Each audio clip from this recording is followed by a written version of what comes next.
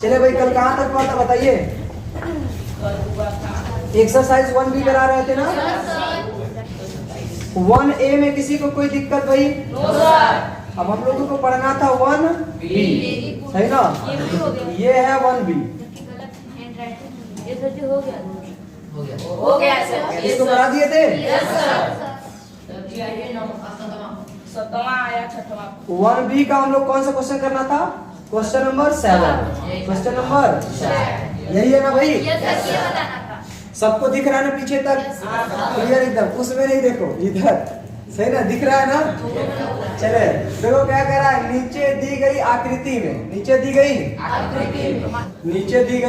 आकृति में यक्ष तथा वाई के मान ज्ञात।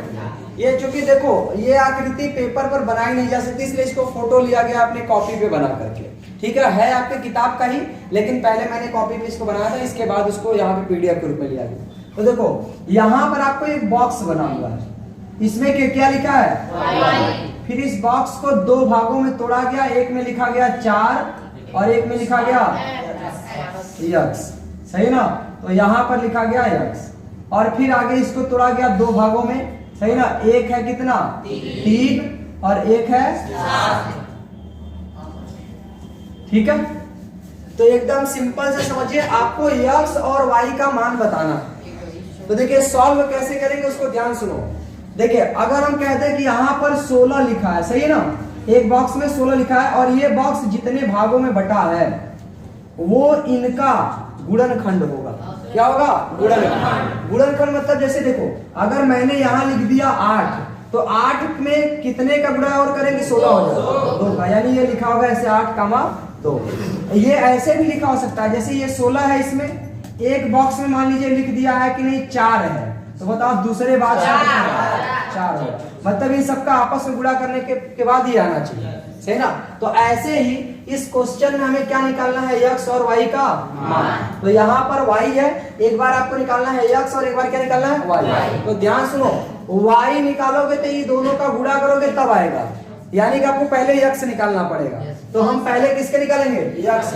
तो यक्स के मान के लिए, यक्स के मान के लिए, ठीक है भाई। तो यक्स के मान के लिए याद रखिएगा, यक्स बराबर क्या होगा? यक्स बराबर होगा 3 × 7, क्योंकि यही दो भागों में टूट रहा है। तो यक्स बराबर 7 में 3 का मल्टीप्लाई करेंगे तो यक्स इक्वल टू क्या आया? 20। ठीक है ना, किसी कोई दिक्कत? ऐसे नेक्स्ट बॉक्स में वाई है, अब हम सॉल्व करने जा रहे हैं वाई के मान के लिए, सही ना, वाई के मान के लिए।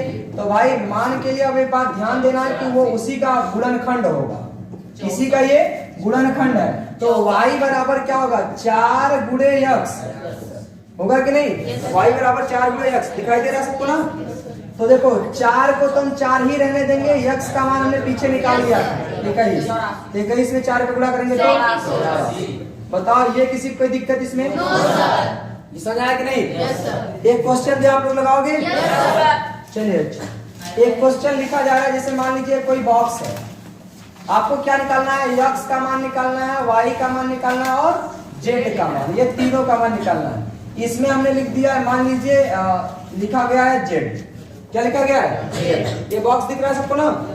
इसके नीचे हमने इसको 2 बॉक्स बनाया और एक बॉक्स में हमने लिखा है 37 यानी 37 और एक बॉक्स में हमने लिखा है वाई।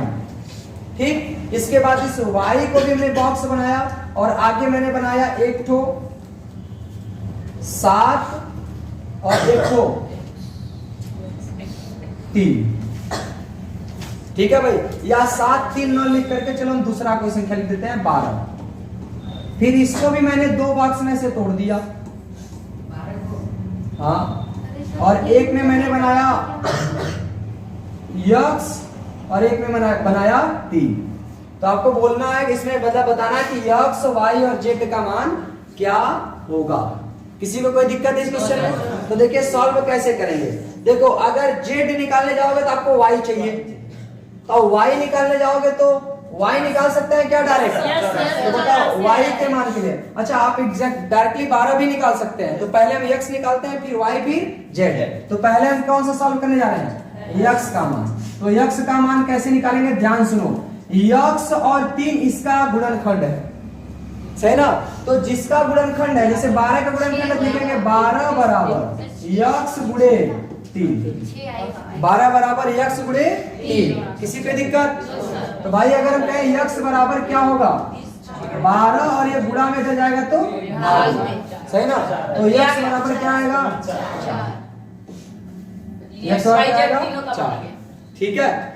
तो थोड़ा सा ना जब हम क्वेश्चन बता रहे हो तो उसमें बस ध्यान दिया करो, आपस में डिस्कशन नहीं, ठीक। क्योंकि देखो क्लास में हर एक बच्चे एक जैसे नहीं होते, ठीक है। तो इसलिए हमारा काम है सभी को ध्यान देना। तो इसलिए आप लोग जब आ गया तो ठीक है, शांत रहिए, क्योंकि आपको भी पता है कि आपकी बातें सारी रिकॉर्ड हो रही हैं, ठीक है। तो उतना आवश्यकता से ज्यादा बोलने का कोई मतलब नहीं है। हाँ, बस आपका काम है रिप्लाई देना, जहां न समझ में आए वहां क्वेश्चन पूछना। आप क्वेश्चन पूछोगे इसके लिए मत सोचना कि रिकॉर्ड हो रहा है तो कोई दिक्कत है, कोई दिक्कत नहीं है, ठीक। आगे बढ़े भाई।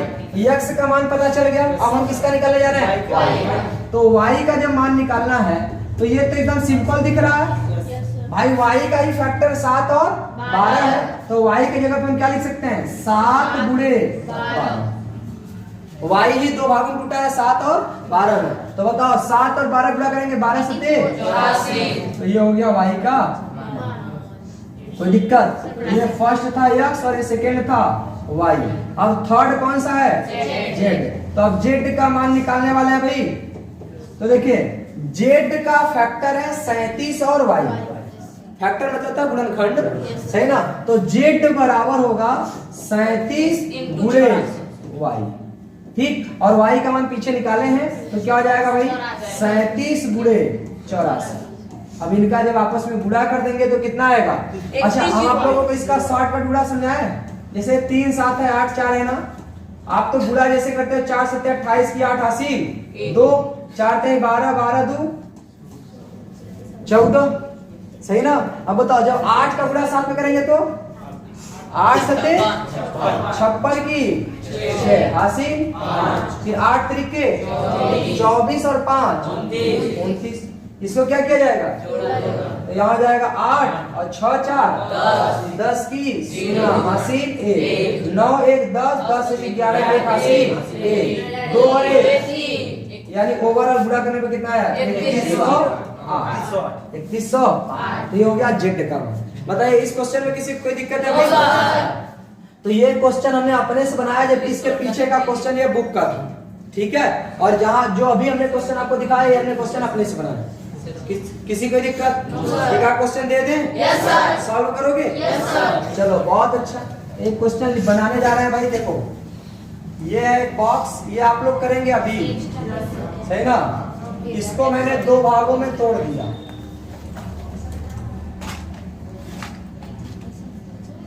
फिर इसको मैंने 2 भागों में ऐसे तोड़ा,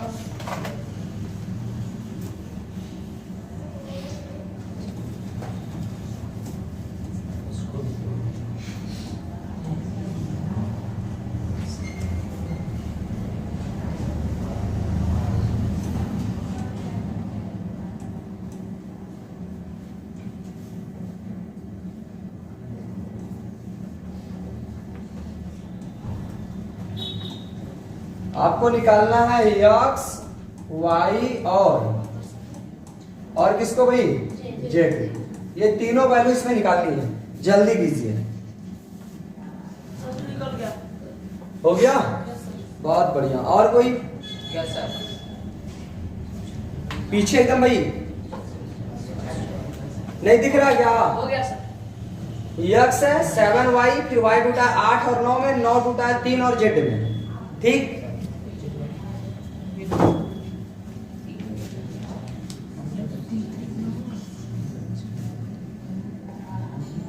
यस सर, हो गया। हो गया? बहुत बढ़िया। चलिए अब थोड़ा शॉर्टकट में देख लिया जाए। यहाँ x है, यहाँ 7 है, यहाँ y है। अगर हमको x निकालना है तो हमें पहले y का मान पता होना चाहिए, यानी कि हमें पहले y पता करना चाहिए। तो y को हम चाहें तो डायरेक्ट निकाल सकते हैं। उससे पहले हम x निकाल देते। देखो ये 3 है, ये 9 का गुणनखंड है ना, तो 9 में 3 बचा तो 3 में दूसरा क्या होना चाहिए? इनका गुणा करने पर क्या आना चाहिए? 9 आना चाहिए। गुणा करने पर क्या आना चाहिए दोनों का भाई 9। तो 3 में कितने का गुणा करें कितना हो जाए? 3 में कितने का गुणा करें कितना हो जाए? 3 का ना। यानी कि यहाँ पर आप लिखेंगे 9 बराबर 3 गुणे जेड। 9 बराबर 3 गुणे जेड। तो 3 से काटेंगे 3 त्रिका 9। तो जेड बराबर कितना आया? 3। क्या यहाँ वाली वैल्यू निकल गई? अब ध्यान समझो, y निकालना है तो इस यही ये 9 और 8 इसी का फैक्टर है। तो 9 में 8 का गुणा करेंगे 72। तो यहाँ क्या भरा जाएगा? 72। अभी 72 और 7 इसका गुणनखंड है। इनका गुणा करेंगे 7 दूना 14, 7 से 49 है ना। तो उम्मीद करते हैं आपको ये क्वेश्चन अब समझ में आ गया होगा। तो बॉक्स वाले क्वेश्चन अब लगाइएगा। अब हम लोग आगे बढ़ते हैं भाई। नेक्स्ट क्वेश्चन देखिए क्या लिखा गया। क्वेश्चन नंबर 8 पढ़ा जाए। देखिए कह रहा है 18 और 117 के HCF को 180m माइनस 117 के रूप में दर्शाया गया है। ठीक है 18। अच्छा यहाँ पर 18 है। ओके तो मिटा दिया जाए। को मिटाना था ना।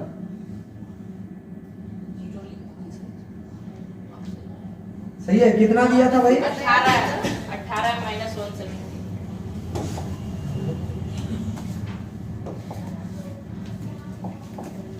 ठीक है।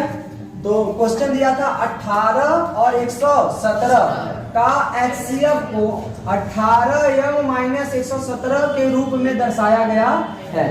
तो यहाँ क्वेश्चन जो है ना वो कह रहा है m का मान ज्ञात कीजिए, साथ ही 18 और 117 के LCM सही ना।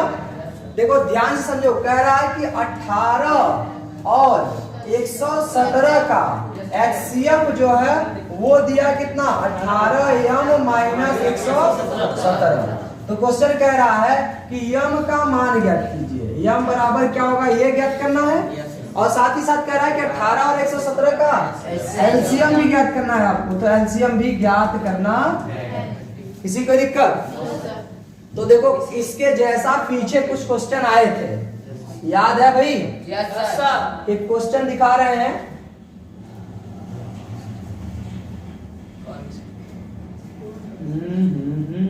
ये इसको कल बताए थे कि नहीं? कि HCF इतने इतने का इतने के रूप में, तो x का मान ज्ञात कीजिए।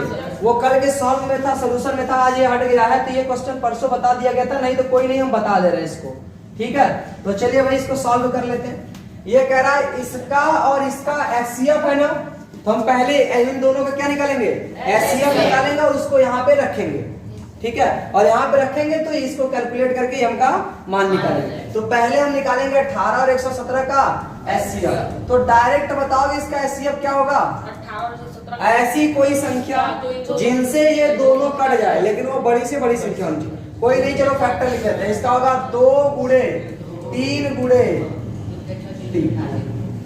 सही ना। द्वितीयांश और छतरी के निकाला कैसे गया है भाई? इस तरह से 2 9 18, 3 त्रिका 9, 3 1 का सही ना। इस तरह से किया गया। अब 117 देखो किससे कटेगा? 3 से कटेगा कि नहीं? कट जाएगा। देखो 117 काटना है 3 से, तो 3 त्रिका 9, कितना बचेगा? 27 हो जाएगा 27, 3 9 27। फिर 3 से कटेगा क्या? 3 का 3, 3 त्रिका 9, 3 खत्म। यानी इनका अभाज्य गुणनखंड आया 3 गुणे 3 गुणे 17। सही ना। आपको निकालना है 13 आया है। 3 गुणे 3 गुणे 13। ठीक। तो HCF किसे कहते हैं बताओ? जो दोनों में कॉमन हो। और यहाँ पर देखो एक 3 कॉमन है, एक तो और 3 कॉमन है। थोड़ा सा गड़बड़ बना दिए लेकिन कोई दिक्कत नहीं। दोनों 3 कॉमन है, यानी HCF आया 3 × 3 इक्वल टू 9। बहराता ये दोनों का HCF इस रूप में लिखा गया है। तो यहाँ बताओ HCF की जगह पे हम ये रख सकते हैं? तो यहाँ रखेंगे 9 बराबर 18m माइनस 117। कोई दिक्कत? तो इस 117 को संख्या साइड भेजेंगे, हो जाएगा 9, इधर माइनस इधर आएगा तो प्लस 117 बराबर 18m। ठीक। तो यहाँ जब जोड़ देंगे तो कितना होगा भाई? 9 7 16 86 1 1 1 2 और 1 बराबर 18m। तो m से 18 गुणा में है तो इधर आएगा तो 18 से क्या हो जाएगा भाग में भाग। 126 बटे 18 से कट जाएगा क्या? Yes, sir. 18 पच्चे 90, 18 छक्का 108, 18 सत्ते 126। 7 बार में कट गया। तो यम बराबर कितना आया? कोई दिक्कत? तो देखो अभी तक तो मैंने यम का मान निकाला, अभी एलसीएम बाकी क्या है? एलसीएम तो एलसीएम भी निकालना पड़ेगा। एक बात होता है एलसीएम के लिए क्या इन दोनों का इस तरह से करें? नहीं, आपको ए पता है, बी पता है, एचसीएफ पता है, एलसीएम निकालना है ना। तो फार्मूला एक होता है पहला व्यंजक गुणे दूसरा व्यंजक बराबर एलसीएम गुणे होता है ना। Yes sir. तो ए कितना दिया है? 18, बी कितना दिया है? 117, बी कितना है? एचसीएफ एलसीएम तुमको निकालना है, यस सर। एलसीएम निकालना है। एचसीएफ कितना है भाई? अभी निकाले थे, कितना निकाला गया? 9। यहाँ रखेंगे 9। कोई दिक्कत? देखो इससे 9 1 का 9, 9 दूना, तो एलसीएम बराबर क्या होगा? 2 गुणे 117। ठीक है ना। तो गुणा कर देंगे तो बताओ एलसीएम क्या आएगा? 234। देखो 100 दूना 200, 17 दूना 34, यानी 234। ये हो गया आपका एलसीएम। बताइए किसी को कोई दिक्कत भाई इसमें? समझ आया सभी को ना? Yes sir. कोई दिक्कत 1% भी? रच्ची का भी दिक्कत हो तो बताओ। सही, आगे बढ़े। चले नेक्स्ट क्वेश्चन पे ध्यान दीजिए। क्या कह रहा है भाई? जांच कीजिए यानी सिद्ध कीजिए या सत्यापित कीजिए कि किसी प्राकृतिक संख्या n के लिए, देखो इसको जानते हो क्या पढ़ते हैं? 6 पावर n पढ़ते हैं, सही ना। जब ऐसे कभी लिखा हो ना टाइपिंग में हो जाता है तो इसको बोलते हैं 6 पावर n। करा 6 कोई भी n क्या है? प्राकृतिक संख्या। प्राकृतिक संख्या यानी कोई भी संख्या ऐसी संख्या जो धनात्मक में 1 से स्टार्ट होकर अनंत तक जाए। जैसे n की जगह पे 1 2 3 4 5 6 कुछ भी हो सकता है, सही ना। तो वो होगी प्राकृतिक संख्या। तो n का मान बताओ क्या हो सकता है? 1 हो सकता है, 2 हो सकता है, 3 हो सकता है, 4 हो सकता है, dot dot dot dot infinite. इसको प्राकृतिक संख्या कहते हैं, सही ना। तो प्राकृतिक संख्या कह रहा है 6 पावर n अंक 0 पर समाप्त हो सकती है, ये जांच करना है, सही ना।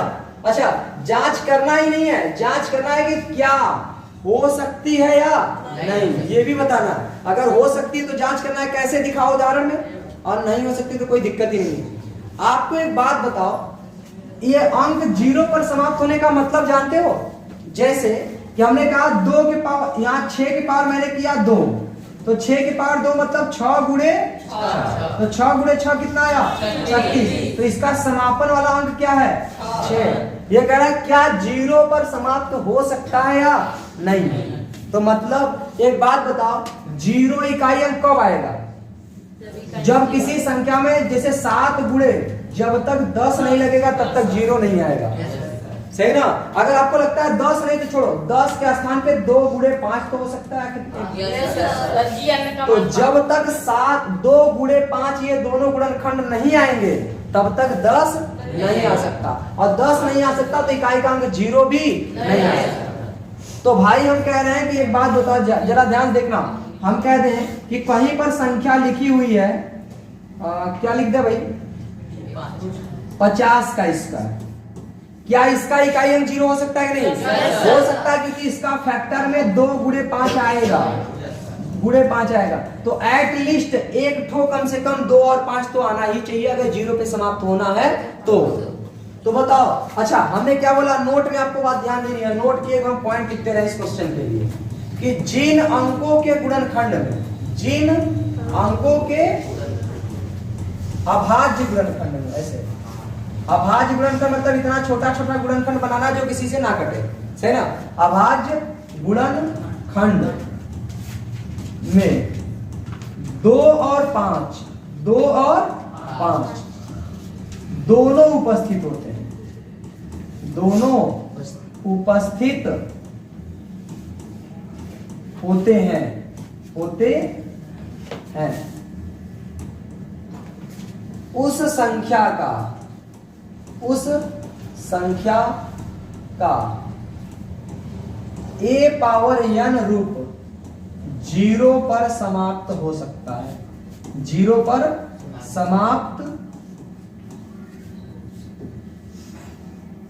जीरो पर समाप्त हो सकता है।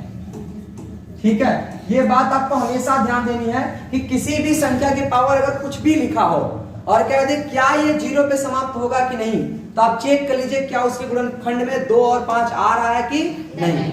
एक बार तो क्या कहा था 6 पावर n ना, तो हमको चेक करना है कि 6 पावर n जीरो पे समाप्त होगा कि नहीं। तो 6 का गुणनखंड क्या होता है 2 into 3 पावर n। क्या इसके गुणनखंड में 2 और 5 आया? 2 और 5 दोनों, हमने क्या लिखा है 2 और 5 दोनों उपस्थित हो, एक के वजह से नहीं, दोनों रहेगा तभी। क्या दोनों है? ये नहीं है, इसीलिए हम लिखेंगे क्योंकि 6 पावर n में 6 का गुणनखंड 2 into 3 होता है, जबकि इकाई अंक यानी जीरो पर समाप्त करने के लिए गुणनखंड में कम से कम 1, 2 और 5 दोनों आना चाहिए, जबकि इसमें नहीं है, इसलिए इसका इकाई अंक या यह संख्या जीरो पर समाप्त नहीं हो सकती।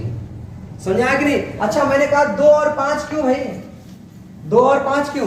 क्योंकि किसी के इकाई अंक पर जीरो आने का मतलब, लास्ट में जीरो आने का मतलब है कि भाई लास्ट में जीरो आने का यही मतलब है कि लास्ट में कम से कम जीरो आना चाहिए, और लास्ट में जीरो आने का मतलब हम ऐसे भी तो लिख सकते हैं, है ना। और इसी हमने 10 को बोला है कि 2 गुणे 5 तो कम से कम होना ही चाहिए। सही है, और ये अगर गुणनखंड के रूप में है तभी होगा, नहीं तो नहीं होगा। तो बताओ यहाँ पर होगा? तो यहाँ पर 6 का गुणनखंड क्या है 2 गुणे 3, 2 गुणे 3 है, इसीलिए चूंकि लिख देना, चूंकि यहाँ पर 6 का गुणनखंड हिंदी में, तो 6 का गुणनखंड 2 गुणे 3 है, परंतु जीरो पे समाप्त होने के लिए क्या होना चाहिए 2 गुणे 5 होना चाहिए, कम से कम 2 गुणे 5 होना चाहिए। इसीलिए यह मतलब कौन 6 पावर n संख्या जीरो पर समाप्त नहीं हो सकती, जीरो पर समाप्त नहीं हो सकती। कोई दिक्कत भाई?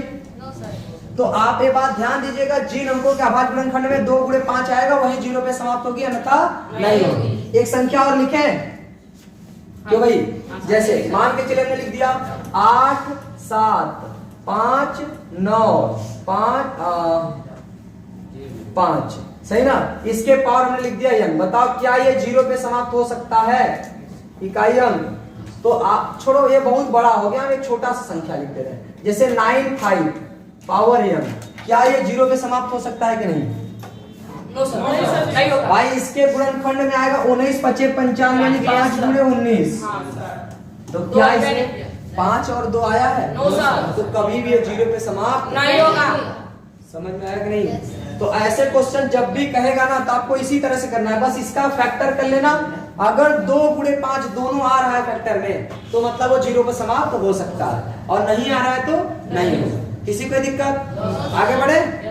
चलिए नेक्स्ट क्वेश्चन ध्यान दीजिए क्या कह रहा है भाई। कह रहा है व्याख्या कीजिए कि 7 गुणे 11 गुणे 13, 7 गुणे 11 गुणे 13 माइनस 13, प्लस 13, अच्छा प्लस 13 है, चलो ठीक है प्लस 13 कर देते, प्लस 13, और 7 गुणे 6 गुणे 5 गुणे 4 गुणे 3 गुणे 2 गुणे 1 प्लस 5 क्या है? भाज्य संख्या है। अभाज्य नहीं, भाज्य मतलब कटेगा, और कटेगा नहीं, भाज्य संख्या उसे कहते हैं जिनका गुणनखंड 2 से ज्यादा हो। 2 ही नहीं, 2 से मेरी बात समझ आया कि नहीं? और अभाज्य किसे कहते हैं? जिनका गुणनखंड एग्जैक्ट 2, सही है ना। तो यहाँ पर हमको चेक ये करना है, बात नहीं, यहाँ पे चेक ये करना है कि ये सब क्या है? भाज्य संख्या। भाज्य संख्या उसे कहते हैं जिनका गुणनखंड 2 से ज्यादा।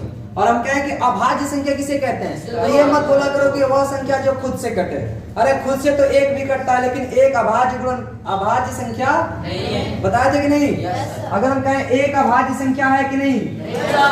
एक किसी से कटेगा नहीं, किससे कटेगा? खुद से तो सारी संख्याएं कटती हैं, तो ये अभाज्य संख्या है कि नहीं? तो नहीं है। इसका कारण यह है कि अभाज्य के लिए जरूरी है कम से कम कितने गुणनखंड? कम से कम भी और ज्यादा से ज्यादा भी। एग्जैक्टली कितने गुणनखंड? दो होने चाहिए। एक तो एक होना चाहिए, एक तो वो स्वयं होना चाहिए। यहाँ तो भाई एक भी एक ही है और स्वयं भी एक ही है, तो इसके कितने गुणनखंड एग्जैक्टली? एक ही है, इसलिए ये अभाज्य गुणनखंड नहीं है। बड़ा इंपॉर्टेंट है ये बात, ध्यान देना। ठीक है, आगे बढ़े। इसमें हमको चेक करना है कि ये भाज्य गुणनखंड है, और अगर भाज्य है तो हमारे पास दो से अधिक अभाज्य गुणनखंड इसके होने चाहिए। सही है, तो चलिए जरा चेक करते हैं भाई। चेक करना है, देखो यहाँ दिया है 7 गुणे 11 गुणे 13 प्लस 13। तो एक बात बताओ, ये तीनों गुणा में है, ये अलग है, तो क्या 13 कॉमन ले सकते हैं? Yes sir. तो हम 13 कॉमन ले लेंगे, तो यहाँ क्या बचेगा? 7 गुणे 11 प्लस 1 बचेगा कि नहीं? तो ये हो जाएगा 13 गुणे 7 गुणे 11 यानी 77 और 1 78 हुआ। अब आपको पूरा कैलकुलेशन करने की जरूरत नहीं है, ध्यान से सुनो। ये 13 है, क्या 13 को हम ऐसे लिख सकते हैं 1 गुणे 13? तो दो तो गुणनखंड अभी मिल गया। अरे 78 देखने के लिए है क्या? और भी तो गुणनखंड है। आप बोलेंगे 1 गुणे 13 और स्वयं 78 तो है ही, और कोई संख्या खुद का गुणनखंड होता ही है। हालांकि इसके और भी गुणनखंड है 78 के भी, लेकिन हमको दिखाना है कि 2 से ज्यादा हो जाए तो भाज्य है। तो भाई एक तो 1 हो गया, एक तो 13 हो गया, और एक 78 स्वयं में है, एटलीस्ट 78 तो है ही भाई। 78 के और भी गुणनखंड बन सकते हैं, इसीलिए आप क्या लिखेंगे? चूंकि इसके अभाज्य गुणनखंडों की संख्या 2 से अधिक है, इसीलिए ये भाज्य संख्या है। सही है ना भाई? कम से कम 2 तो यही हो गया 13 से ही, और एक वो जो संख्या आ रही है अंदर, वो भी तो किसी न किसी से कटेगी, और नहीं कटेगी तो हम कह रहे हैं खुद से तो कटेगी। तो अगर खुद से भी कटेगी तो अभी तो 3 तो हो ही गया, 2 से ज्यादा हो गया, इसलिए ये भाज्य संख्या। अब क्या लिखेंगे? इसके यानी जो संख्या दिया गया है, इस संख्या के 2 से अधिक क्या चीज? अभाज्य गुणनखंड है। अभाज्य गुणनखंड या 2 से अधिक गुणनखंड है, ये भी सही है, गुणनखंड है। इसीलिए क्या है भाई? इसीलिए क्या है? इसीलिए यह भाज्य संख्या है। कोई दिक्कत? दूसरा वाला भी चेक कर लेते हैं। दूसरा वाला चेक करो जरा, क्या दिया है? 7 गुणे 6 गुणे 5 गुणे 4 गुणे 3 गुणे 2 गुणे 1 है कि नहीं? और आगे क्या है भाई?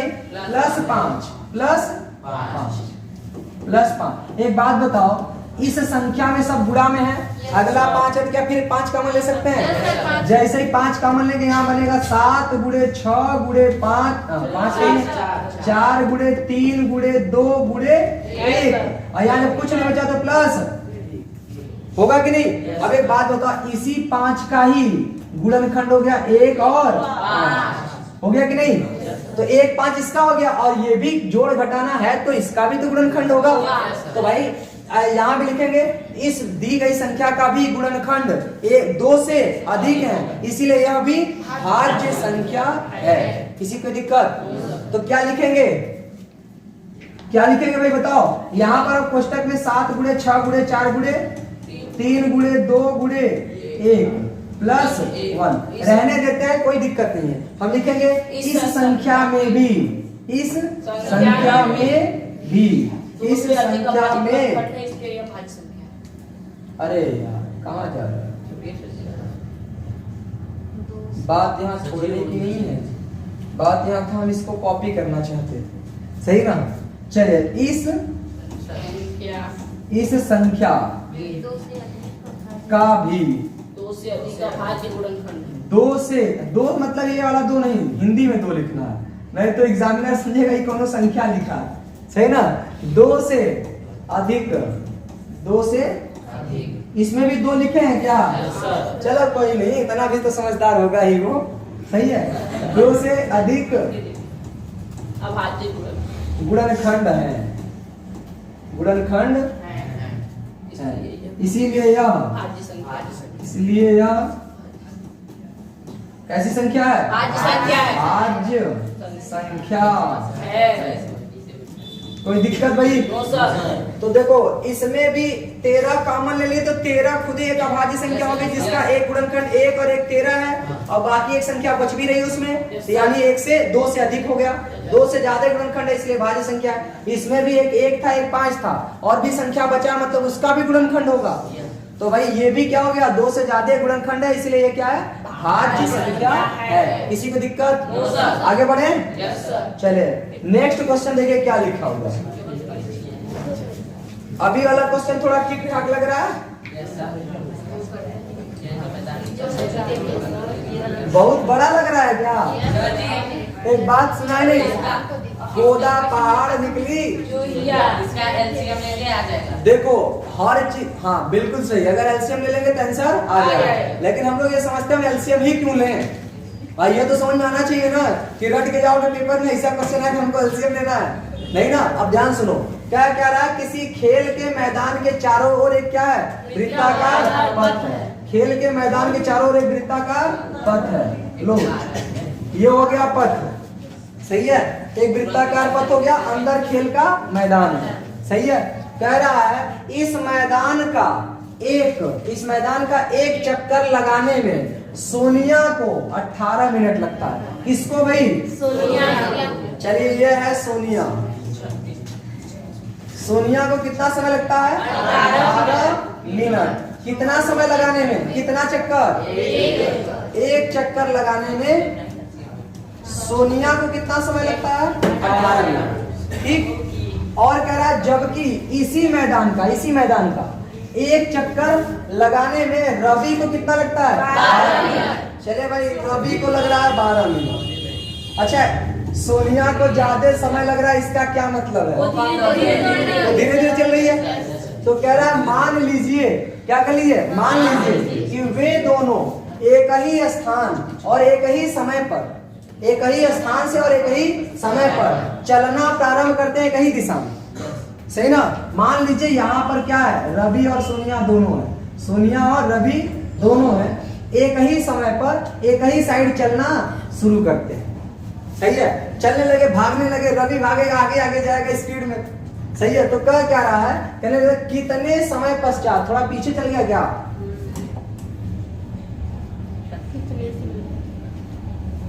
ठीक, क्या करा, कितने समय बाद वे दोनों पुनः प्रारंभिक स्थान पर मिलेंगे। कितने समय बाद वे एक दूसरे से मिलेंगे। अब ध्यान से सुनो कैसे, भाई रवि तो आगे आगे भागेगा, सोनिया भी पीछे ही है ना। हो सकता है रवि एक चक्कर लगा ले, तब तक सोनिया इधर रहेगी, है ना, अभी तो पीछे ही रहेगी, तब तक वो दोबारा से आएगा और ये दोबारा से चक्कर लगा के आगे जाते रहेगी। तो कोई ना कोई तो ऐसा समझे भाई ये हमेशा स्लो चल रही है, एक समय ऐसा आएगा जब ये जाकर के उससे मिल जाएगी, मतलब रवि जाके उससे मिल जाएगा, सही है ना। तो वही कह रहा है कि कितने समय बाद वे दोनों पुनः से मिलेंगे, कितने समय बाद दोनों पुनः से मिलेंगे। अब आपको एक बात बताओ, एलसीएम किसे कहते हैं? ध्यान से सुनो, एलसीएम लिस्ट कॉमन मल्टीपल, जैसे ये 12 है, ये क्या है 24 है, या 12 है, एक 16 मान लेते हैं, 16, एक था 12 और एक था 16। हमने कहा ये दोनों भागना शुरू करते हैं, तो 12 अपने मल्टीप्लाई से भागेगा, 16 सही ना, अपने 23 चलेगा, तो 12 चलेगा तो कहेगा 12, फिर आएगा 24, फिर आएगा 36, फिर आएगा, सही ना। और ये चलेगा तो 16, 32, 48, 64, और ये ऐसे जाएगा तो 60, ऐसे बढ़ता जाएगा वो। तो बताओ इनमें जो मिल रहा है वो कहीं ना कहीं आगे चल के मिल ही तो रहा है, और इसी को हम क्या बोलते हैं, यानी एलसीएम वो पॉइंट है जो दोनों से आगे चलने पर जहां पर मिलता है, वही एलसीएम पॉइंट है। और यहाँ भी कहीं दोनों आगे चल रहे हैं, जहां पर दोबारा से मिलेंगे वही इनका क्या होगा, सही है ना। तो इसीलिए हमको क्या निकालना है, एलसीएम। तो हम यहाँ निकालेंगे दोनों का एलसीएम, यानी दोनों कितने समय पश्चात मिलेंगे, तो दोनों के मिलने का समय, मतलब कब कितने समय पश्चात मिलेंगे, तो मिलने का समय, ठीक है। तो समय कितना लगेगा भाई, तो दोनों को क्या निकालना है, एलसीएम। क्या निकालना है, एलसीएम। हमें टाइम जो है उसको हमें एलसीएम निकालना पड़ेगा, वही हमारा टाइम होगा। तो एलसीएम निकाले, तो भाई यहाँ कोई विधि कहा है क्या, नहीं ना, तो डायरेक्ट हम लोग भाग विधि से निकालते हैं, 18 और 12 का। बताओ 2 से काटेंगे कि नहीं? Yes, sir. 2 9 12, 2 6 फिर 2 से कट सकता है? 9 तो नहीं कटेगा तो उतार लेंगे। 2 3 6 फिर 3 से 3 3 का 9 3 का फिर एक बार सही ना? तो बताओ एलसीएम कितना आया? 36 2 गुणे 2 गुणे 3 गुणे तो देखो गुणा करेंगे 2 दूना 4 3 12 3 36 मिनट बाद में एक दूसरे से फिर से। समझ आया कि नहीं? क्वेश्चन आसान है ना? अच्छा एलसीएम क्यों लेते हैं ये समझ में आया कि नहीं? क्योंकि वो कह रहा है आगे चल के कहाँ मिलेंगे। तो भाई ये 12 मिनट चलेगा, ये 16 मिनट में इसका एक चक्कर लग जाएगा, इसका एक चक्कर लग जाएगा, इसका 16 मिनट लगेगा, उसका 12 मिनट है। तो जब आगे चलते जाएंगे तो आगे चलते चलते चलते जहां मिलेंगे वो इनका एलसीएम होगा। तो यही तो हमने भी कहा, ये आगे चलते जाएंगे जहां पर मिलेंगे वही उनका क्या होगा? एलसीएम। तो एलसीएम का मतलब यही है, इनका एलसीएम निकाल लीजिए, यानी 36 मिनट बाद दोबारा ये फिर से मिलेंगे। क्योंकि 36 मिनट में जो 12 मिनट चल रहा वो 3 चक्कर लगाएगा और जो 18 मिनट चल रहा वो दो ही चक्कर लगाएगा। तो चक्करों की संख्या तो पूछा नहीं है, पूछा कितने समय बाद मिलेंगे। तो सोचो जो 18 मिनट में चलता है, 18 मिनट में वो एक चक्कर में 18 मिनट लगाएगा, दूसरा चक्कर में 18 मिनट लगाएगा, यानी 36 मिनट में इसके 2 चक्कर कंप्लीट हो गए। ये आ गया उसी पहले वाले बिंदु पे कि नहीं? एक चक्कर में पहले पाया, दूसरे चक्कर में भी पहले पाया। तो भाई ये देखो, ये 1 मिनट में दब जाएगा, दूसरे मिनट में डग जाएगा, तीसरे मिनट में फिर से पहले चक्कर पे आएगा, यानी वही पहले चक्कर में दोनों मिल गए। लेकिन एक लगाया 2 चक्कर, एक लगाया 3 चक्कर, और इस पूरे समय में पहले वाले को भी 36 मिनट लगा, दूसरे को भी सही है। तो यही 36 मिनट इसका आंसर है। बताओ किसी को कोई दिक्कत भाई? No sir. तो अब ये मत बोलना सर एलसीएम डायरेक्ट बता दिए कि एलसीएम निकाल लो आंसर हो जाएगा, है ना? तो आप लोग ये बात ध्यान दीजिएगा, हर क्वेश्चन के पीछे आपको वाई मतलब सस्ता ना क्यों, इसका जवाब ढूंढना है, नहीं तो फिर समझोगे नहीं। फिर यही है कि गुणा भाग सीख लोगे। हालांकि गणित का मतलब ये है कि आपको समझना और कैलकुलेशन है, बाकी ज्यादा समझना है तो साइंस में समझो, है कि नहीं? इसमें क्या करना होता है, केवल कैलकुलेशन सीखना होता है। वैसे भी हम लोग कौन सा मैथ को रट्टू तोता की तरह पढ़ गए हैं। ठीक, आगे बढ़े भाई। नेक्स्ट क्वेश्चन देखिए क्या कह रहा है। क्या कह रहा है? नीचे दी गई आकृति में x और y का निकालोगे? हाँ? निकालो निकालो निकालो जल्दी, बोलना नहीं, बस निकालो जल्दी से। सर हो गया? हो गया भाई? Yes sir. शाबाश।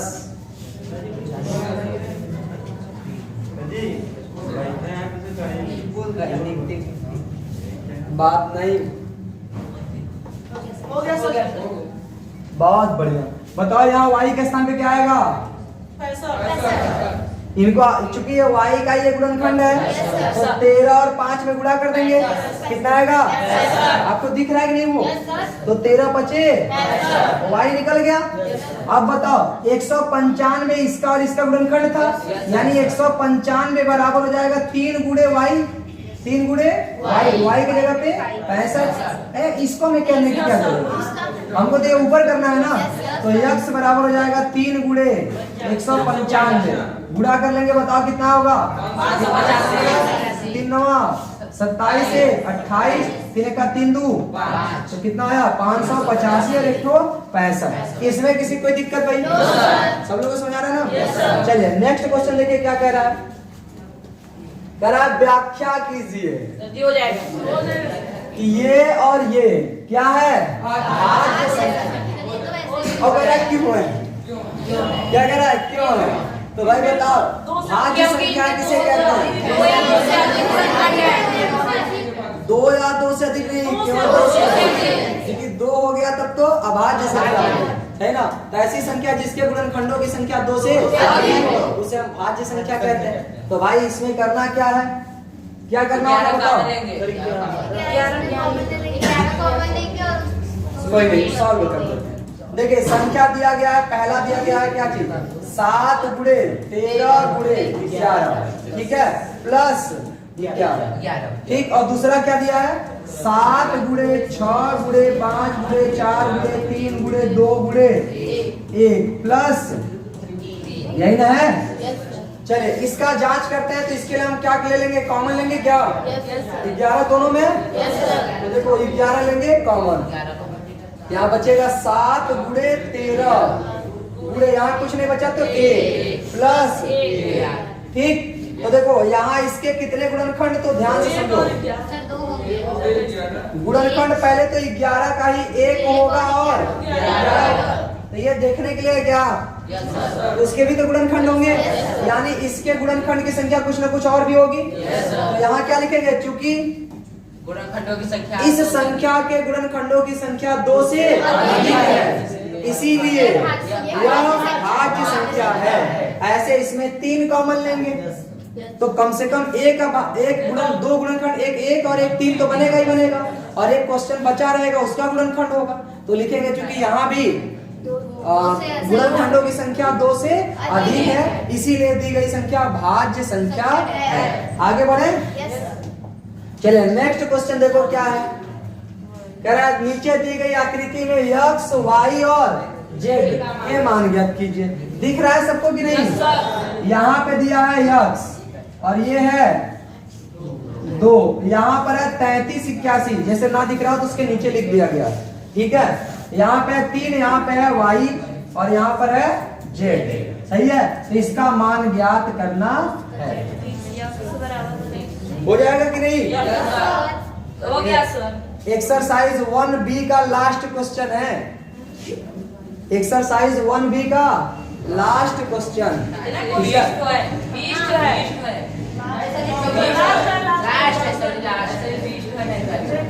नई वाले में अरे हो गया तो हमारे में अगले एक्सरसाइज में दे दिया होगा। सर मेरे में भी कोई नहीं, क्वेश्चन हम लोग को लगाने से मतलब, आपके 20 के 20 को थोड़ा बुक आगे भेज देना।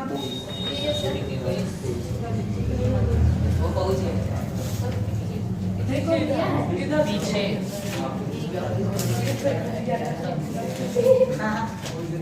अरे बात नहीं, इसको करो जल्दी से। हाँ इसमें 20 क्वेश्चन दिया, चलो कोई नहीं, इनके क्वेश्चन भी भाई ले लिया जाए। लेकिन 1 मिनट, मेरे पास क्वेश्चन नहीं है, उसमें तो इतना ही थे क्योंकि हम पुरानी बुक से बनाए थे।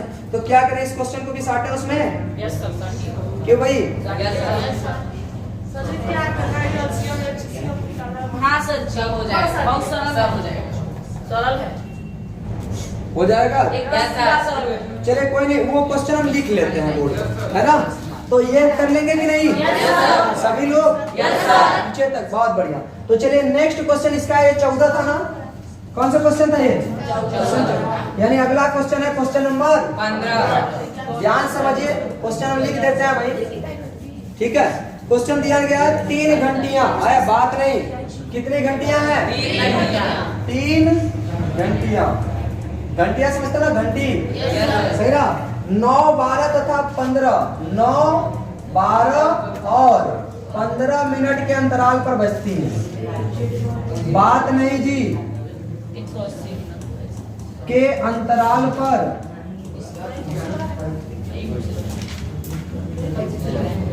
बजती है। घंटिया का काम क्या है? बजना, चाहे कैसे बजे।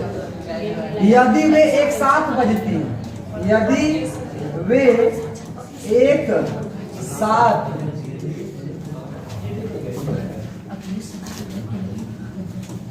बजती है तो कितने समय बाद, तो कितने समय बाद वे पुनः एक साथ बजेंगे, सच्ची एकदम 11 की तरह, पुनः एक साथ बजेंगे, ठीक है ना। क्वेश्चन का मतलब समझ में आया कि नहीं? Yes sir. कह रहा है कि एक है जो 9 मिनट बजेगा, एक है जो 12 मिनट बजेगा, एक है 15 मिनट बजेगा। तो ये दोनों एक साथ बजती है एक बार, तो बताओ अगली बार कितने मिनट बाद बजेंगी? तो भाई बीच में ये 90 मिनट में बज जाएगी, अगली 12 मिनट बजेगी, अगली 15 मिनट में, तो एक साथ तो इनका एलसीएम वाला होगा जो इन सबसे कट जाएगा, सही ना। तो बताइए हमको क्या निकालना होगा इसका एलसीएम, ठीक है ना। तो ये क्वेश्चन हमने इसके पीछे क्वेश्चन एक बताया था, क्वेश्चन नंबर 11। ये क्वेश्चन नंबर 11। इसमें भी तो था कि वे एक जो चलता है तो ये कितने समय में पूरा करता है 12 मिनट में, और दूसरा 18 मिनट में। तो कह रहा दोनों अगर एक साथ चलना शुरू कर दे, मतलब एक ही बिंदु से स्टार्ट कर दिए, तो कह रहा बताओ पुनः वो कब या कितने समय पश्चात पुनः इसी बिंदु पर पहुंचेंगे। इसका क्या निकाले एलसीएम। एकदम जस्ट ऐसा ही क्वेश्चन क्या है, ये वाला हो गया। तो देखो बताइए कैसे करेंगे। तो भाई 3 घंटी है, फर्स्ट कितने मिनट पे बजती है 9 मिनट पे, और सेकंड कितने मिनट पे बजती है 12 मिनट पे, और थर्ड हो गया जो कि बजता है 15 मिनट। कितने मिनट में बजता है भाई 15 मिनट। तो कह रहा तीनों एक मान के चलिए कि किसी क्षण ये तीनों एक साथ बज गई, तो बताइए अगली बार कितना समय बाद एक साथ बजेंगी। तो मैंने कहा अगली बार एक साथ कितना समय बाद बजेंगी, तो वो इसका क्या होगा एलसीएम। अगली बार एक साथ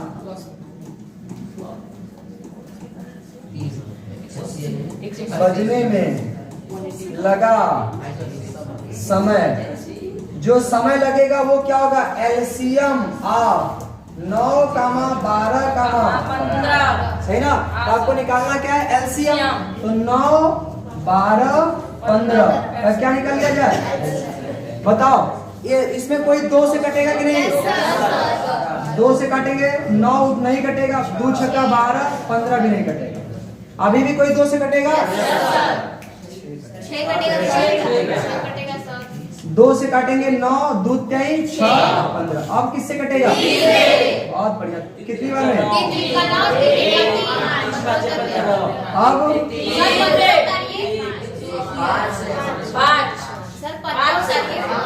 3 से 15 नहीं कटता है ना। अब किससे 5 से 1 1 1। कोई दिक्कत। ध्यान सुनो तो आंसर क्या होगा 2 गुणे 2 गुणे 3 गुणे 3 गुणे 5। अच्छा एक मिनट अभी हमने पीछे कुछ क्वेश्चन बताया था ना जिसके खंड में 2 और 5 आएगा उसका इकाई अंक 0 आएगा। देखो है नहीं 2 5 सही ना।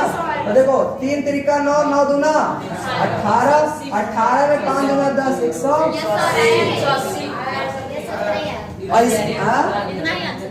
उतना ही है ना। इसके पहले जो कहा था 6 पावर n 0 पे समाप्त हो सकती है, उसमें हमने यही तो लॉजिक दिया था कि 5 और 2 आएगा तो इकाई अंक क्या आएगा 0 आया कि नहीं। तो 180 मिनट बाद 180 मिनट बाद तीनों घंटियां एक साथ फिर से बजेगी टन, है ना। अगला क्वेश्चन देखो भाई, ठीक है। अगला क्वेश्चन देखो क्या कह रहा है, उसको ध्यान सुनिए। कह रहा है एक कैंटीन में 144 कार्टून है। क्या है एक कैंटीन है,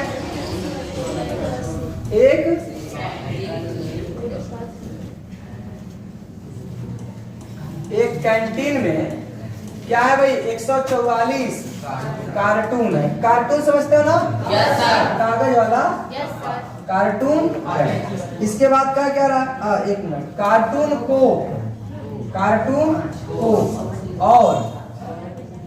और क्या है भाई आगे 90 कार्टून पेप्सी के हैं। 90 कार्टून पेप्सी के हैं, पेप्सी के हैं। आप लोग ना आपस में बात नहीं करो, मैं मना कर दिया तब भी समझ में नहीं आता। यदि प्रत्येक समय पेय की गड्डी समान ऊंचाई, यदि प्रत्येक समय पेय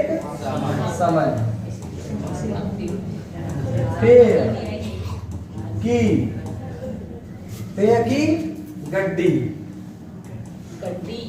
समान, आगे क्या लिखा है समान ऊंचाई की है और समान कार्टून रखे हैं। समान ऊंचाई की है और ऊंचाई की है और समान कार्टून रखे हैं। समान कार्टून रखे हैं तो प्रत्येक गड्डी में कार्टून की अधिकतम संख्या क्या होगी। तब प्रत्येक गड्डी में अधिकतम कार्टून की संख्या क्या होगी। अधिकतम कार्टून की संख्या क्या होगी। यही आपका क्वेश्चन है। ध्यान से समझिए इस क्वेश्चन हम क्या कर सकते हैं उसको पहले आपको क्वेश्चन पकड़ने आना चाहिए, ठीक है ना। देखिए क्या रहा है कि एक कैंटीन में कुल कितने कार्टून है 144। इसके को मतलब जो कोका कोला आता है ना वो, और 90 कार्टून किसके हैं पेप्सी है ना। ये को के ब्रांड है, पेप्सी भी एक ब्रांड है, सही ना।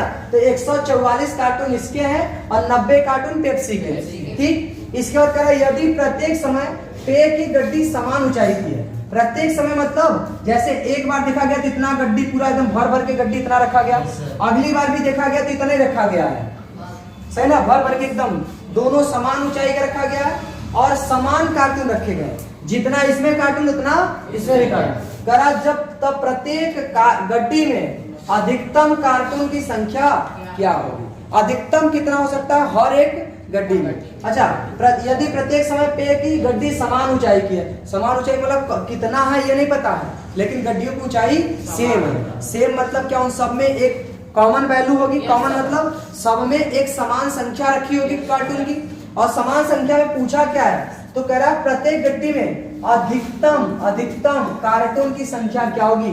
भाई एक समान है मतलब उस संख्या सब एक दूसरे से कटेंगी। और दूसरी चीज अधिकतम जब पूछता है ना तो अधिकतम वह वैल्यू होती है। अच्छा एक बात और 144 कार्टून और 90 कार्टून क्या इसमें हो सकता है क्या। अरे ये तो टोटल कार्टून की संख्या है, इन सब गड्डियों में उससे कम ही ना होगा, ज्यादा तो होगा नहीं। अगर ज्यादा होता है इन सब से तो एलसीएम निकालते, और कम होगा तो एलसीएम निकालते। तो कह रहा है अधिकतम, तो बताओ अधिकतम वह बड़ी से बड़ी संख्या जो इन दोनों को काट सके, इनका क्या कहलाती है एलसीएम कहलाती है। इसीलिए हमको निकालना क्या है, प्रत्येक गड्डी में ये सॉल्यूशन है भाई। प्रत्येक गड्डी में अधिकतम कार्टून की संख्या, अधिकतम कार्टून की संख्या कितना होगा तो आप क्या लिखेंगे एचसीएफ ऑफ कितना 144 कामा 90, 144 कामा 90। आपको याद होगा ऐसा एक क्वेश्चन और भी था जहां हमने एचसीएफ निकाला था, ठीक है। क्वेश्चन देखा जाए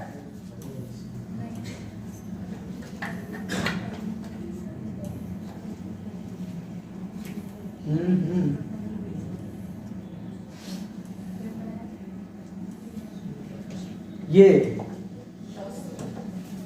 616 सदस्य की एक टुकड़ी में 32 सदस्य थे।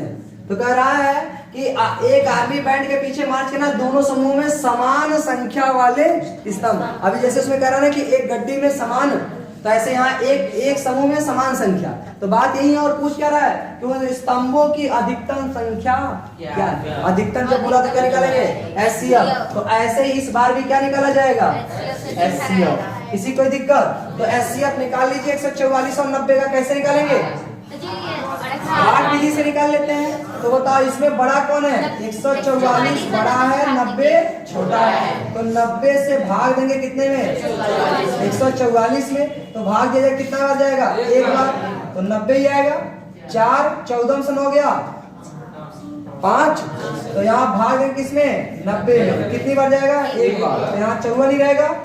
10 से 4 गया 6, यहाँ बचेगा 8, 8 से 5 गया 3, 36 का भाग है किसमें 54 में, कितनी बार जाएगा एक ही बार। 36 गुना 72 हो जाता है। तो 14 से 6 गया 8, 4 से 3 गया 1, अब 18 का भाग है किसमें 36 में, 18 गुना 36 कर गया ना। तो एचसीएफ ऑफ 144 कामा 90 कितना आया, तो यही इसका क्या हो गया अधिकतम मतलब एक गड्डी में अधिकतम कार्टून की संख्या। कोई दिक्कत। अगला क्वेश्चन है, अगला क्वेश्चन अब आप लोग लगाइएगा। इसका कारण क्या है कि मेरे पास क्वेश्चन डायरेक्ट नहीं लिखा, कि बता दें इसको भी लिख लेते हैं क्वेश्चन, क्या दिक्कत है, ठीक है आगे बढ़े। अच्छा इसमें किसी कोई दिक्कत, तो अब ये क्वेश्चन आपको आइडिया लग जाना चाहिए। अभी थियोरेटिकल क्वेश्चन नहीं रह गए, अब ये सारे क्वेश्चन बहुत ही मजेदार क्वेश्चन है। सोचिए आपको पढ़ना है, फिर आपको अपने से दिमाग लगाना है कि एलसीएम किया जाए या एचसीएफ, ठीक है। तो चलिए एक क्वेश्चन और हम बोल रहे हैं, ध्यान से सुनो। कहा क्या रहा है, ध्यान सुनिए। एक फल विक्रेता के पास 990 सेब और 945 संतरे हैं। अगर वह इनको एक टोकरी में रखना चाहता है, प्रत्येक टोकरी में फलों में से एक फल सम संख्या में लेना। कम से कम कितनी टोकरियों में कितने फल रखे जा सकते हैं? सही ना? कम से कम कितने फल रखे जा सकते हैं एक टोकरी में? तो भाई कम से कम रखना है ना, तो HCF। अच्छा, यहाँ अधिकतम मत देके चलिए, वो एक टोकरी में पूछ रहा है भाई, टोटल संख्या में से ती कम ही ना होगा भाई। सारे टोकरी में रखोगे तो एक टोकरी में उससे कम होगा, और कम होगा यानी HCF। और अगर कह देता कि कुल कितनी संख्या हो सकती है, अधिकतम कितने तरह से रखा जा सकता है, तो LCM। ठीक है, तो ये क्वेश्चन कर लीजिएगा 990 945 का HCF। अगला क्वेश्चन क्या कह रहा है? अभाज्य गुणनखंड विधि से 378, 180 और 420 का HCF तथा LCM ज्ञात कीजिए। अभाज्य गुणनखंड मतलब एक संख्या लिखनी है, उसका गुणनखंड लिखना है, कॉमा मिलाना, सही है ना? तो ये अभाज्य गुणनखंड विधि से हो गया। अगला कह रहा है कि इनका HCF और LCM निकालिए और साथ ही साथ सत्यापित कीजिए कि HCF और LCM बराबर दो संख्याओं का समान गुणन, सही ना? और अगला कह रहा है कि दो संख्याएं 2 और 3 के अनुपात में उनका LCM 180 है, 3 संख्याओं का मस क्या होगा? इसको कर लेते हैं। ठीक, लास्ट एक क्वेश्चन है, लास्ट क्वेश्चन, जो भी क्वेश्चन हमें पता नहीं है। तो क्या रहा है, ध्यान सुनो। कह रहा है दो संख्याएं, कितनी संख्याएं? दो संख्याएं जो कि अनुपात में कितनी है? 2 अनुपाते 3, 2 अनुपाते 3 के अनुपात में है, के अनुपात में है। आपस में बात नहीं करो भाई, कितनी बार बोल चुके हैं। अनुपात में कह रहा है यदि उनका लॉस, उनका क्या चीज? उनका लॉस यानी LCM कितना बोलो? 180 है। तो क्या पूछ रहा है? HCF। तो उनका HCF क्या होगा? सही ना? बहुत बढ़िया क्वेश्चन है। लेकिन एक बात बताओ, अगर आपको पता होता कि A कितना है और B कितना है और LCM पता होता तो हम HCF निकाल लेते कि नहीं? आपको LCM तो दिया है 180 है, HCF बताना है, लेकिन ये संख्याएं नहीं दिया, ये संख्याएं नहीं। तो याद रखिए, जब भी दो संख्या, जैसे कह दे कि पहली संख्या और दूसरी संख्या का अनुपात 4 अनुपाते 3 है, तो अनुपात का मतलब बटा होता है। और जब अगर आपको अलग अलग लिखना था, बोल सकते हैं कि फर्स्ट वाला कोई भी कॉमन संख्या से गुणा करके आप बोल सकते हैं फर्स्ट है 4x और सेकंड है 3x, ऐसा कर सकते हैं कि नहीं? तो ये बात हम आपको सिखा रहे हैं कि अगर ऐसा कभी भी अनुपात में हो तो एक समान संख्या से गुणा करके मान सकते हैं। तो आप मान सकते हैं कि माना A बराबर कितना? 2x और B बराबर कितना? 3x। किसी कोई दिक्कत? ये क्या है? माना, सही ना? हाँ, माने थे, बहुत बढ़िया। तो ये हो गया 2x और ये हो गया 3x। अब ध्यान सुनो, ये LCM है ना इनका, तो क्या आप इनका LCM निकाल सकते हो? तो A, B का LCM बताओ कितना होगा जरा? तो AB। तो भाई ये दोनों एक दूसरे से कट ही रहे, तो LCM तो हम ऐसे निकालते हैं जैसे ये 2x है, फिर ये 3x, या फिर LCM देखो ऐसे निकालो, ये है 2x और ये है 3x। तो 2x को आप लिख सकते हो 2 गुणे x और 3x को लिख सकते हो 3 गुणे x, सही ना? अच्छा, कुछ लोग को लग रहा होगा कि सर 2 गुणे 3 गुणे x स्क्वायर, नहीं, जो कॉमन मिलता है उसको कितनी बार लिखते हैं? एक बार। इसका एलसीएम यही होगा। तो एलसीएम क्या होगा बताओ? 2 क्या ही 6। अभी कुछ लोग कह रहे थे 1 गुणे b, गुणा करते तो 3 गुना 6 x स्क्वायर हो जाता। तो हाँ, a और b का, तो a को हमने कितना माना था? 2x और b को माना था 3। तो इनका एलसीएम होगा 6। स्क्वायर मत करना, 6x एलसीएम होगा। और एक बात बताओ, यही एलसीएम ही दिया है 180, यही एलसीएम क्या दिया है? तो क्या आप बोल सकते हो कि 6x बराबर दिया गया है 180, सही कि नहीं? तो बताओ x बराबर कितना होगा? 6 3 के 18, x का कितना आया? तो बताओ a कितना होगा? 2 गुणे x, तो 2 गुणे x का मान 30, यानी a कितना हो गया? ये हो गया a, पहली संख्या। बताओ b कितना होगा? 3x ना, तो 3 गुणे 30, तो 3 गुणे 30 कितना हो जाएगा? ये कौन हो गया? देखो ए पता चल गया, बी पता चल गया, एलसीएम पता है, एचसीएफ निकाल सकते हैं कैसे? सूत्र से। सूत्र क्या है? पहली संख्या गुणे दूसरी संख्या बराबर एलसीएम। समझ में आया कि नहीं? तो जब भी ऐसे अनुपात में क्वेश्चन देगा ये बात ध्यान देनी है आपको, ठीक है? पहले आपको ए कितना निकाले बताओ? 7। बी कितना निकाले? 90। एलसीएम 180। एचसीएफ निकालना है तो एचसीएफ रहने देते हैं, HCF। देखो 1 0 से 1 0 खत्म, 6 से काटेंगे 6 त्रिका 18, 3 से काटेंगे 3 त्रिका 9, तो HCF कितना आया? 30। ये इसका क्या है? अब हम आपको शॉर्टकट में बताएं एचसीएफ क्या है? एचसीएफ वह छोटी से छोटी संख्या जो इन दोनों को काट सके। इन दोनों को काटने वाला x ही तो है। x इनको भी काट सकता है, उनको भी काट सकता है, तो वही x क्या है? एचसीएफ है ना? ये बात समझ आई कि नहीं? तो एचसीएफ उसे कहते हैं वह संख्या जो इन दोनों को काट सके। तो देखो 2x को काटने वाला x है और 3x को भी काटने वाला x ही है। x से भाग दोगे तो कटेगा नहीं, 2 बार में कट जाएगा, वो 3 बार में, इसीलिए x ही हमारा एचसीएफ हो चुका था। लेकिन हम आपको ये पूरा डिटेल में बताने के लिए बताएं, किसी को कोई दिक्कत? ये समझ आया कि नहीं?